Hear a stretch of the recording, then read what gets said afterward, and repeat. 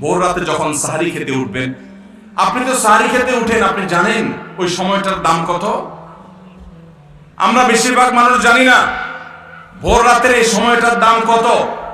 আরে ভাই, এই সময়ের দোয়া 1 মিনিটের দোয়া অন্য সময়ের 100 মিনিটের সমান না। অন্য সময়ের 100 মিনিটও এই ভোর রাতের 1 মিনিটের সমান না। এত মূল্যবান সময়। সাহারি খেতে উঠছেন, সাহারি খান, ভালো কথা, কিন্তু সাহারি খাওয়ার আগে পরে 10টা মিনিট জায়নামাজে মুসল্লাতে দাঁড়ান, একটু 2 রাকাত নামাজ পড়েন। এই সময়টা দোয়া কবুল হয়। আল্লাহ ডেকে ডেকে বান্দাকে দেন। একটু হাত তোলেন, চেষ্টা করবেন তো ইনশাআল্লাহ। আপনার বাসার এক কোণায় চলে যাবেন, একটু আলো আঁধারিতে চলে যাবেন, সেখানে গিয়ে বসে আল্লাহর কাছে একটু কথা বলবেন। সিজদা চলে যাবেন, সিজদা গিয়ে আল্লাহর সাথে একটু মন খুলে কথা বলবেন। আল্লাহ, আমি অনেক গুনাহ করেছি, আল্লাহ আমি অনেক পাপিষ্ঠ। শুনেছি আপনার রাসূল জানিয়েছেন যে এই মাসে নাকি আপনি অনেক পাপিষ্ঠকে মাফ করে দিবেন। আল্লাহ, আপনি নাকি অনেক জাহান্নামে যাদের নাম চলে গেছে জাহান্নামী তালিকাভুক্ত, তাদেরকে মুক্ত করে জান্নাত দিয়ে দিবেন, আপনি নাকি ওয়াদা করেছেন। আল্লাহ, আমাকে একটু তাদের মধ্যে শামিল করে দেন। আল্লাহ, আপনি দিলে আপনার কোনো অভাব হবে না। আল্লাহর সাথে একটু কথা বলা, মুনাজাত করা ভোর রাতে করার চেষ্টা করবো তো ইনশাআল্লাহ। ঘরের এক কোণায় চলে যাবেন, সাহারিটা আগে আগে খেয়ে শেষ করবেন, আজানের এখনো 15 মিনিট বাকি। চলে যান এক কোণায়, ওযু করে দাঁড়ায় যান 2 রাকাত নামাজে, চলে যান সিজদা, একটু দোয়া করেন। নিরিবিলি জায়গা যদি বাসায় না থাকে, ছাদে চলে যান, মসজিদে আগে চলে যান, এক কোণায় চলে যান। এই সময়ের 10টা মিনিট অন্য সময়ের ঘন্টাকে ঘন্টার চাইতে মূল্যবান। চেষ্টা করবো তো ইনশাআল্লাহ। ভাইরা আমার, সিয়াম আমাদেরকে হারাম ছাড়া প্রশিক্ষণ দেয়। সিয়াম আমাদেরকে বলে তোমার যা মনে চায় তা করতে পারবা না। অনেক অবৈধ কাজ করার সুযোগ আসে, তোমার মনেও চায়, কিন্তু করা যাবে না। কারণ যে তুমি রোজা রয়েছো, রোজা রেখে তুমি ট্রেনিং নিয়েছো যে পানি থাকলেই পান করা যাবে না, খাদ্য থাকলেই খাওয়া যাবে না, ক্ষুধা থাকলেই খাওয়া যাবে না, আল্লাহর ভয়ে বেঁচে থাকতে হবে। এই বিষয়টাকে সামগ্রিক জীবনে অ্যাপ্লাই যেন করি, সেই শিক্ষাটাই রমজানের রোজা আমাদেরকে দেয়। আল্লাহ আমাদেরকে সেই শিক্ষা গ্রহণ করার তৌফিক দান করুন। ভাইরা আমার, রোজাকে যদি আপনি এক কথা বুঝতে চান, এক কথায় যদি বলি রোজা কি, তাহলে আপনি বলতে পারেন রোজা বলা হয় সবরের নাম। রোজা কিসের নাম ভাই? সবরের নাম। ওই যে ক্ষুধা আছে, খাবারও আছে, তৃষ্ণা আছে, পানিও আছে, তারপরও খাচ্ছেন না, এর নাম সবর। এর নাম কি? ধৈর্য ধারণ করা, নিজেকে নিয়ন্ত্রণ করতে শিখা। আমাদের যুবকদেরকে উচ্ছৃঙ্খল হওয়ার জন্য হাজারটা আয়োজন, ভোগবাদী এই সমাজে আছে। ইসলাম শুধু বলে ভোগ নয়, ত্যাগ করতে শিখো, কন্ট্রোল করতে শিখো, নিয়ন্ত্রণ করতে শিখো নিজেকে। যেখানে সেখানে ডাইরেক্ট হয়ে যাওয়া নয়, নিজেকে আটকে রাখা, নিয়ন্ত্রণ করা, সবর করা। সবর মানে শুধু বিপদে ধৈর্য ধারণ করার নামই সবর নয়। সবর মানে নিজেকে যে কোনো কাজে আবদ্ধ করে ফেলা, এটা হলো সবর। ভাইরা আমার, জীবনের সাফল্য, আখিরাতের সাফল্য তো বটে, দুনিয়ার সাফল্য সবর ছাড়া কোনোদিন সম্ভব হতে পারে? একজন ছাত্র, তার পড়ালেখা করতে ভালো লাগে না, পড়ায় মন বসে না, তার মনে চায় শুধু ফেসবুক টিপতে, আছে না নাই? এরপরও সে নিজেকে যদি পড়ার মধ্যে ধরে রাখতে পারে, নিজেকে যদি সে নিয়ন্ত্রণ করতে পারে, ওই ডানে বামে এদিক সেদিক ঘোরাঘুরি না করে সে যদি বইয়ের মধ্যে পড়ে থাকে, পড়াশোনা ঠিক মতো করে, তাহলে তার ক্যারিয়ারটা ভালো হবে কি হবে না? ইনশাআল্লাহ হবে। তাহলে সবর করলে তার জন্য ভালো কিছু অপেক্ষা করে। একজন মানুষ ব্যবসা শুরু করেছে, সে ব্যবসা করতে গিয়ে যদি ধৈর্য ধারণ করতে পারে, তাহলে সে শাইন করে। আর যদি ধৈর্য ধারণ করতে না পারে, ব্যবসা একটা শুরু করছে, আজকে একটা কাস্টমার নাই দেখে কালকে আরেকটা, এরপরের দিন আবার আরেকটা, এক কাস্টমারের সাথে 2 কথাতে 3 কথা বেশ সময় হয়েছে, ঘুষি মেরে দিছে, দোকান সুদ্ধা বন্ধ, জেলে চলে গেছে, ব্যবসা লাড়ে উঠছে। ঠিক না ঠিক? যদি কোনো ব্যবসায়ী সবর না করে, সে সফল ব্যবসায়ী হতে পারে? স্বামী স্ত্রীর জীবনে, দাম্পত্য জীবনে সবর না থাকলে তারাও সুখী হতে পারে না। চুলের থেকে নুন খসলেই যদি বউকে তালাক মেরে বসে থাকেন, গায়ে হাত তুলে বসে থাকেন, জুলুম করে বসে থাকেন, দাম্পত্য জীবনে সুখ হবে?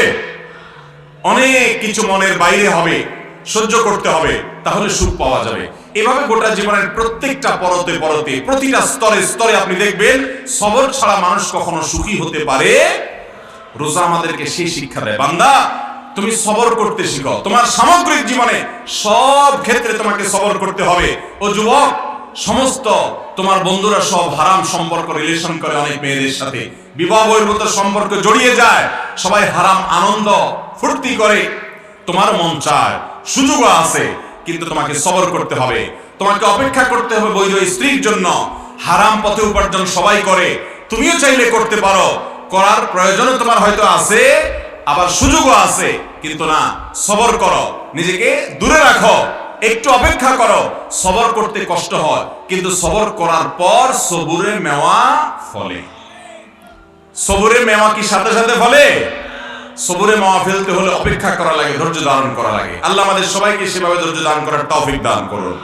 তাহলে ভাইরা আমার, গোটা জীবন জুড়ে আমরা এই সিয়াম সাধনার মাধ্যমে এখান থেকে শিক্ষা গ্রহণ করে তাকওয়ার চর্চা, হারাম কাজ ছাড়ার চর্চা, এটা ট্রেনিং, এটার অনুশীলন, এটা রিহার্সেল, এটার প্রশিক্ষণ, এটার শিক্ষা এবং দার্স আমরা রমজানের রোজা থেকে গ্রহণ করব ইনশাআল্লাহ।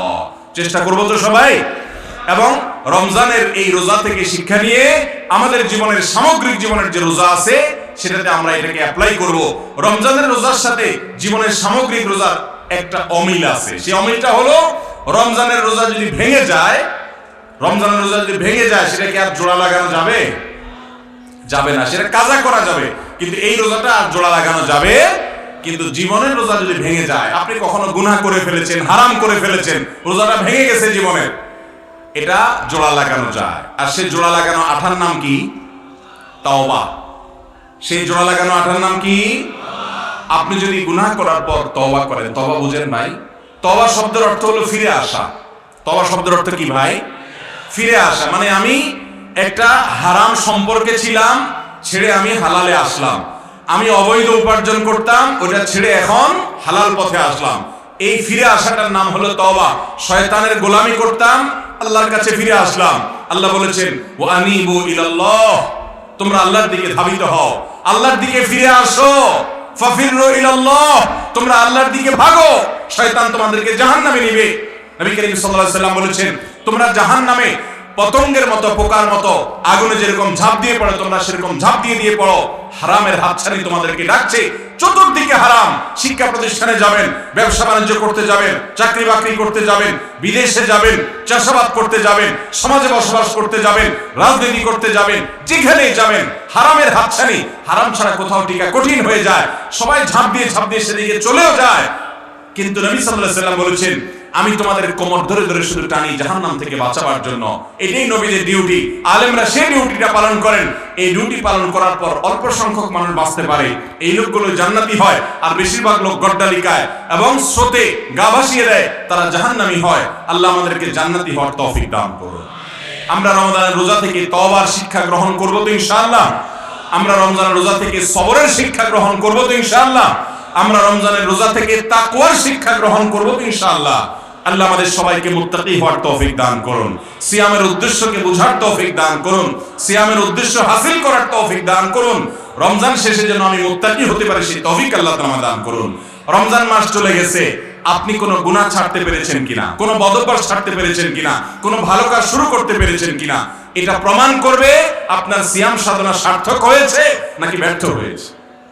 আপনি যদি রমজান শেষে দেখতে পারেন যে হ্যাঁ, আমার ধূমপান করার বদঅভ্যাস ছিল, আমি রমজানে আল্লাহর ভয়টা ছেড়ে দিয়েছি, আর ধরি নাই, আলহামদুলিল্লাহ, আপনার সিয়াম সাধনা সার্থক।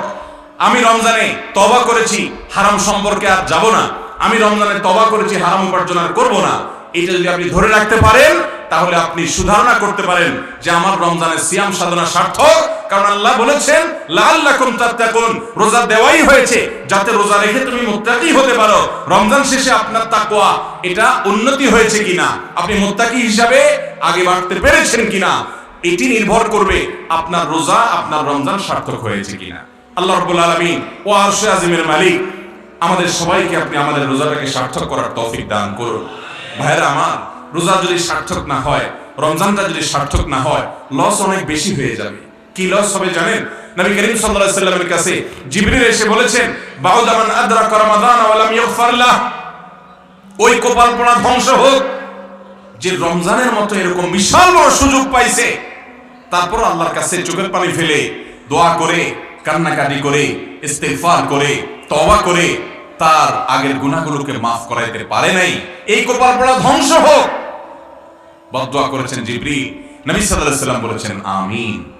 অর্থাৎ সে ধ্বংস হবে, তার অনিবার্য ধ্বংস, যদি কেউ রমজান পাওয়ার পরেও ক্ষমা না পায়। এই রমজান যে আমার জীবনের শেষ রমজান না, তার কোনো গ্যারান্টি আছে ভাই? অতএব আসুন নিয়ত করে ফেলি, এবারে রমজানের প্রতিটা দিনকে আমি তাকওয়া দিয়ে সাজাবো। কোনো হারাম কাজ রমজানে করব, সকল হারাম কাজ সারা জীবনের জন্য ছাড়ার প্রতিজ্ঞা রমজানের রোজা থেকে গ্রহণ করবো ইনশাআল্লাহ।